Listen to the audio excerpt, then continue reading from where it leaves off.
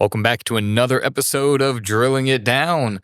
We are back after a hiatus of destroying all our equipment, messing everything up. We do apologize, but we've got it all together. We're recording now, and it's working if you're listening to it. So with that, my co-host Tyler Ott is here with me to record an episode on FTC bans on non-compete for at least the 17th time. Yeah, we're experts now. You know, we could do this podcast in our sleep, I think. Absolutely. So for those of you that don't know, the first day we recorded this podcast would have been like April 27th. That was when, right after the FTC released a final ruling on the banning of non-competes. So there's a lot in there, a lot to unpack.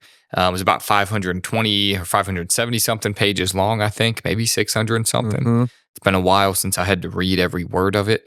But we want to go through and we want to give you the big takeaways, talk about what you need to know, and what you need to do, what you need to be aware of. So Tyler, kick it off here. What are the big three items? Yeah, big takeaways once that rule came out from the FTC was we had a lot of clients worried about how this would impact practice sales. No worries there.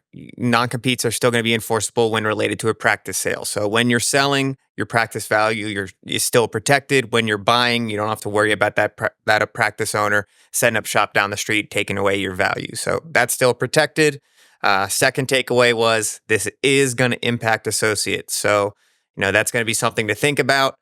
Third is hold your horses. Don't tear anything up. This is going to go into the courts. There's already been lawsuits filed. There's already court cases going on. Judges are making rulings. It's going to end up probably going to the Supreme Court, honestly.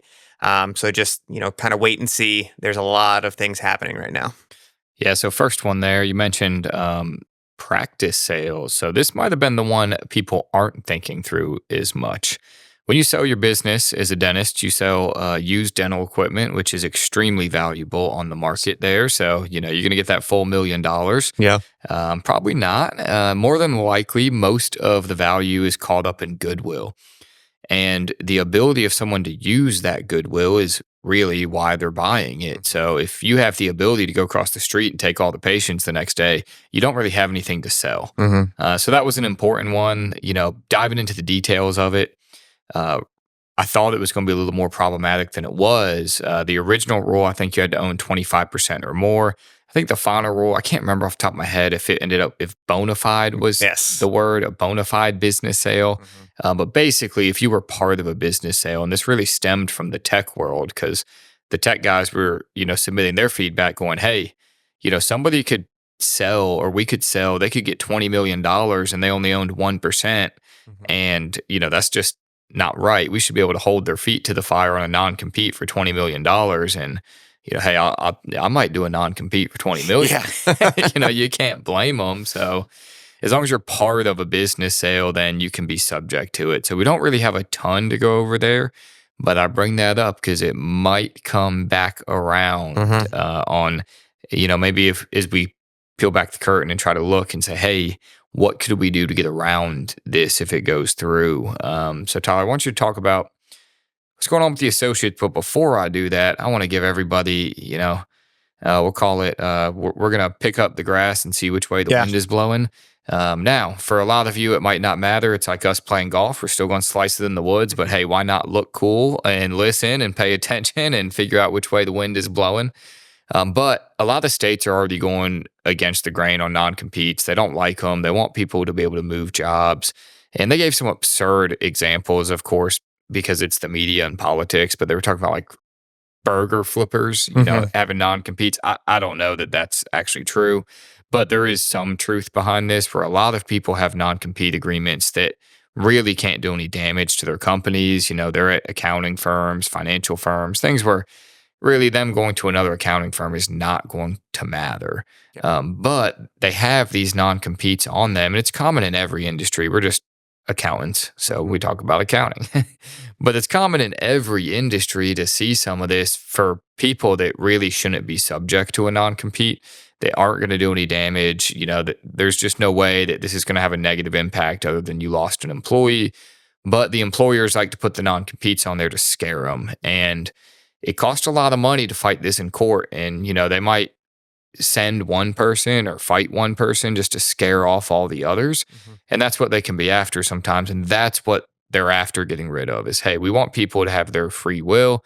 It didn't originally start with necessarily dentists, but here we are, and it's pretty cut and dry in there that this applies to dentists. Exactly. And I think that example applied to one of your buddies you were mentioning that he had a non-compete and he was going to another company. It wasn't an enforceable non-compete, but then the other company that was hiring him heard wind of it. They said, we're not going to go through with this, and then now he's out of a job. I forgot about that. He got this is a great example. He was leaving and he was going to a competitor, but he made sure he wasn't going to cover the same territory. So he was abiding by the non-compete, questionably enforceable non-compete to begin with, but he was abiding by the non-compete. And the former company sued him. The new company that said they were going to have his back did not. They let him go. So he's sitting in la la land as a lawsuit is getting placed on him. And fortunately, his mom helped him fund the lawsuit because he was clearly going to win. He didn't violate the non-compete, and he won and got a settlement, but doesn't really cover up the fact that, that's just a great example. If you don't have the money to fight the lawsuit, you're in trouble. You ain't going to leave. Yeah. But that's exactly what they're trying to put the ban to, which, Tyler, I think I read it and it sounded like, there was no highly compensated exception. So what's going on with the dentist and the associates in the non-competes? Yeah, dentists and associates right now, essentially based on the rule that the FTC, the Federal Trade Commission, put out, is that those non-competes are unenforceable right now. But I'm not saying if you're an associate, go tear up your non-compete right now, or, freak out if you're an owner about your associates right now. Again, as I mentioned, it's kind of have to wait and see. And there are some ways to that if you did, want to make sure that your associates are hanging around, there are, compensations and bonus packages and benefits package that you can look into as a way to retain them. Now, we're going to come back to the legal side of it, whether or not this will stick or not. Mhm. Let's just assume this rule stays in place as written. Somehow, some way, a judge says, hey, stamp of approval, we're good. Associates are free to leave, right? Yes. Yeah, so this could be a big shakeup. But, there's certainly ways around it. So before we get into the legal, Tyler, what are some ways that, hey, if I've got I guess we should start by clarifying. If your associate's only been there 6 months, and they're going to leave and take a ton of patients from you. You got a problem. Maybe we got to you look got in the mirror. At the practice, yeah. Yes. We need to look in the mirror on that one. But a lot of dentists out there, they do have long-term associates that have relationships with patients that were brought in. And, this could be a big factor. So if we're in one of these, what can we do about it? Yeah, I mean, it's kind of similar to the corporate world. You hear a lot about stock options, and there's some things that you can provide stock options to your associates that have a vesting period that they require to, stay at the practice for a certain amount of time before they're able to vest and be able to be, exercise their stock option, become an owner of the practice. You may consider letting them buy in a small portion of the practice, a few percent here or there, to tie them in, to make them have, a reason to improve the practice, kind of have some skin in the game there.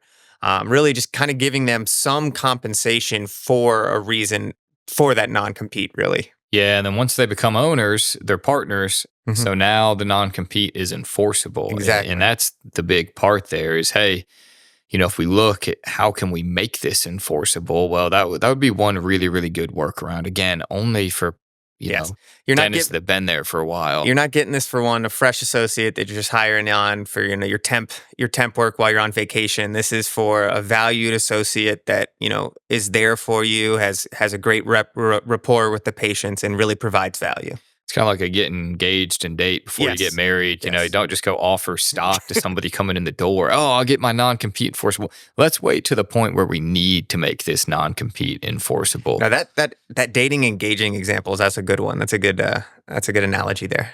Yeah, you've always got the friend that, got enamored with every girl he ever saw, or same with girls. Yeah. And you just know where it's going. It's like, hey, let's not do that. Let's take it a little bit slower. Yeah, wait until then that's when you make the jump. Because, nobody likes getting divorced in the practice or, in their personal lives. But once they have a little bit of ownership, and if it's not much, hey, they're a partner now, a divorce is going to get ugly. So that's one way around it. Another way we've seen people try to get around it is to offer additional compensation in exchange for the non-compete. So that's another potential option there. But you really are starting to see a surgence of uh, doctors that just are 10% owners of a Hmm. practice. It's becoming more common. Hey, they don't really want to be an owner, but you want to make sure they don't leave. Hmm. Well, great. Maybe I'll give them 10% of the profits. They'll be happy. I'll be happy. I'll never have to deal with this turnover. So that can be a great thing for everyone. But definitely something new in the marketplace and something you don't necessarily need to do now. You just need to be aware of this, although it could be a good wake up call for some. If your associate is that valuable to you, whether or not this non compete's an issue, you may just want to get ahead of the curve. Absolutely. But yeah, now let's jump into my favorite part of this where the FTC passed a rule. Hmm. The FTC is not a lawmaking body.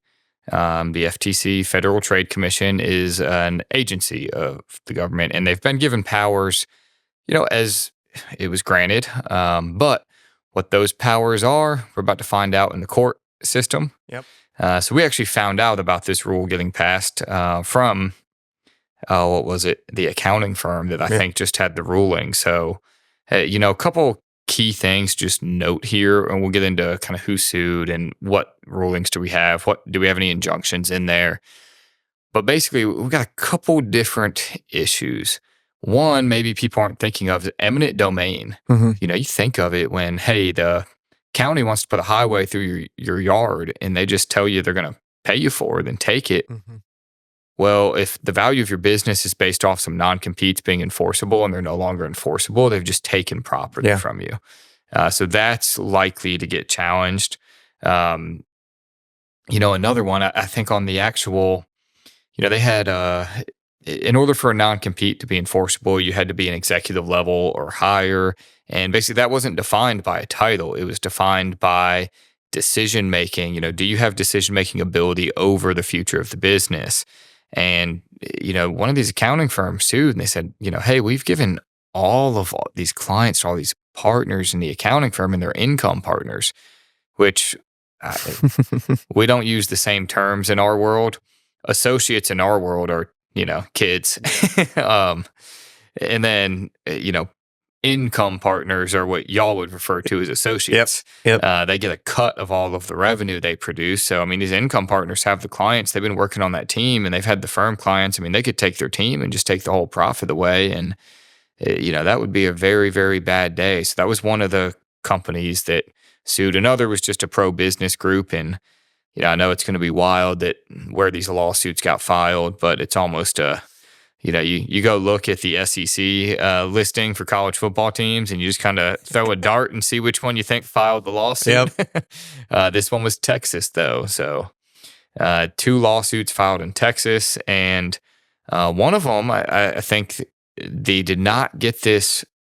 The court didn't rule that it was on hold for everybody, but they ruled it was on hold for this firm. Yes. So this is going to the courts. And that's why we say don't tear up the non-competes. I think really what they did was this is something they wanted done and they don't know what's going to stick and what's not going to stick. So they said, hey, we're going to throw everything at it and see what sticks. So Tyler, you had mentioned it's maybe heading to the Supreme Court. Yeah, it's probably heading to the Supreme Court. The question is, can the FTC do this? Like, do they have the authority? Is it, in line with what their, abilities are? Like, are they acting in their capacity? Or can they even do this? And that's what the judicial system is going to have to decide. Yeah, and for those of you listening out there, we are not attorneys. We are just CPAs giving their opinion. So don't take this. If you are looking at a non-compete, you definitely need to work with an attorney, do all that. But I say that, tell you this next part. Again, I'm no attorney here. Mm-hmm. But interestingly enough, since this rule was passed and today, the Chevron doctrine was overturned. Mm-hmm. And basically what that did, from my understanding, and again, I'm no political, no law expert, but it seemed as if government agencies, if they made a rule that was not specifically laid out in the law on whether or not they could handle it, or whether or not that was the intent of it, for a long, long time, the courts would just defer to the agency. And they overturned that by, saying, no, if the agency wasn't specifically given this power, then Absolutely not. And I think, again, I didn't read a ton about this, but I think, it was maybe it was the EPA or That's what I think so. Yeah. it was something though, and it was a group of fishermen that they had to comply with this rule. And I don't know that it was the rule that was actually the issue more than the fact that they were making the fishermen pay $700 a day. And it's like, yeah, you overstepped your bounds here. Absolutely not. They have to make a law to force these fishermen to pay. And again, I know I'm botching this.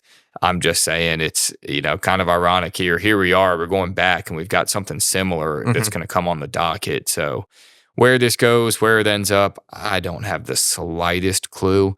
All I know is it ain't even close to over yet.